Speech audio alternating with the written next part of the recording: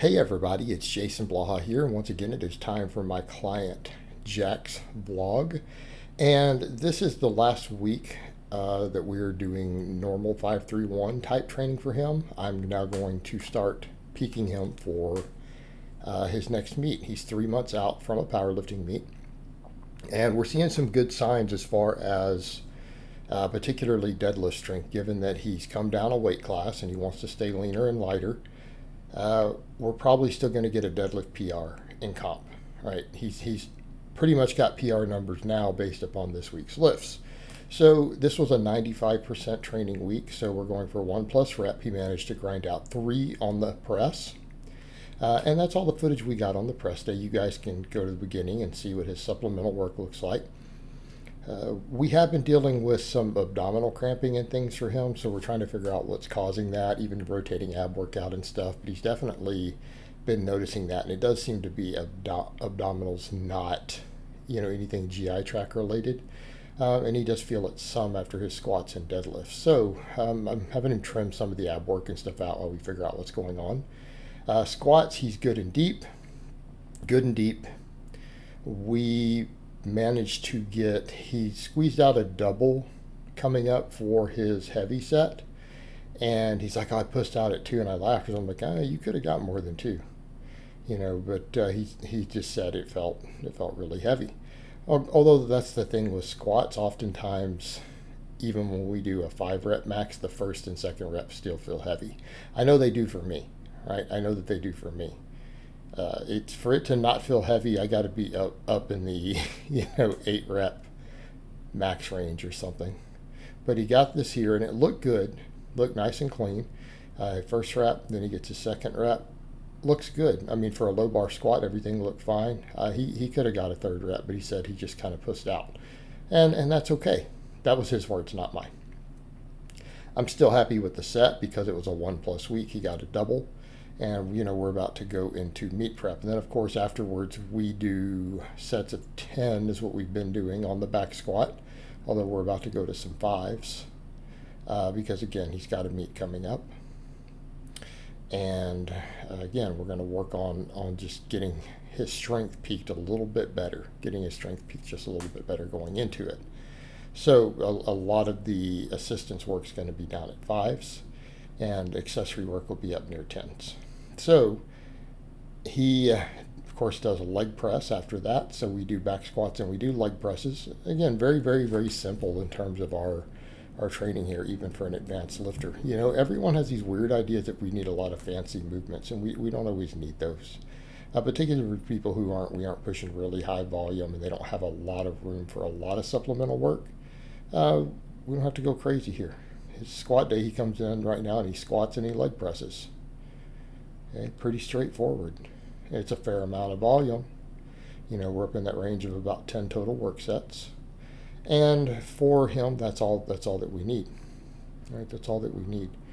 That's another topic that comes up a lot with people are like, well, what about the people going higher volumes? Like, well, you need a perfect lifestyle. About 10 to 12 sets for most people who don't have the lifestyle to accommodate it, who are already pretty strong, is going to work fine. Now some novice lifters and particularly weaker women and things can handle more volumes relative to their relative strength. A little bit more intermediate to advanced male lifters, definitely an issue in terms of overload. We have to watch the total upward volume unless they have a perfect lifestyle to accommodate it. Benching, same thing. We got 2 reps, right? Good pause. Of course, he said he felt the second one was grindy, and it was definitely a true 2 rep max here. Sticks right in the middle, and that sticking point there kind of tells us we probably need more pectoral. So after that, we do dips. All right, so his bench day is benching, then back off work on the benching, then we do dips, and then we usually do like chin-ups. Right, we do chin-ups and things for him. Chin-ups or pull-ups. So it tend to do a lot of body weight stuff on his bench day. Again, just building all the musculature of the upper body, bringing it all up. And another set of dips there, so you guys can see what he's doing there. And he's got a good range of motion on those. Not everyone can get that deep and maintain their shoulder health.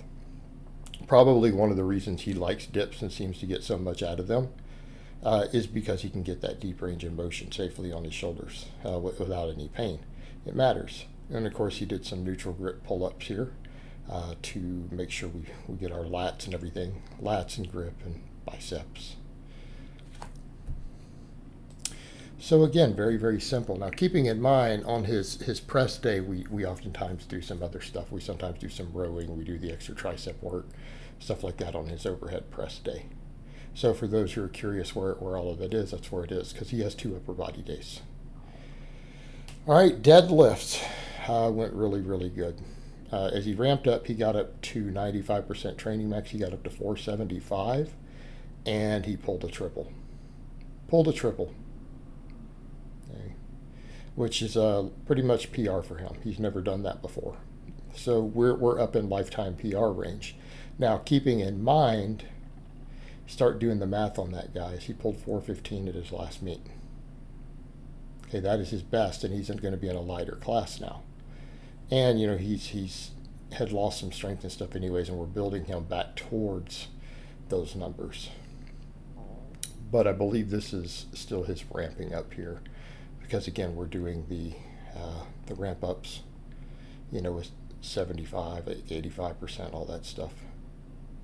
So getting the ramping in. And I believe the next one is our money set coming up, where we get the 475 for 3. Yeah, I think this is it. Yep. So it looks good. Everything is clean here. And looking at it, he could have probably got a 4th rep if he was willing to grind, which we don't usually want to grind on this stuff. We want them to be clean. All right. All right, there we go. Overall good. Now, some people will notice there's some thoracic rounding and they might complain. There's no reason to think that that's dangerous. In fact, it's a common advanced technique. But yeah, he left a rep in the tank there, I feel like. So he had one more. And then, of course, we do back off work on the deadlift. We do our back off volume.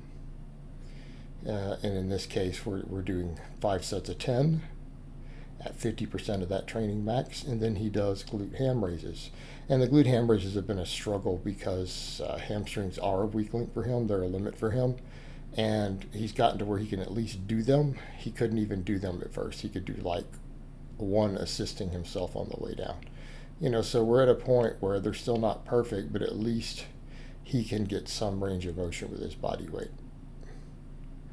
So, and they're still very, very hard for him. They're still not perfect yet, obviously, with his technique here because of the amount of hip bend he holds there. All right, guys, but that's really all I have to say on that today. I hope it's been informative, and I will talk to you guys next time.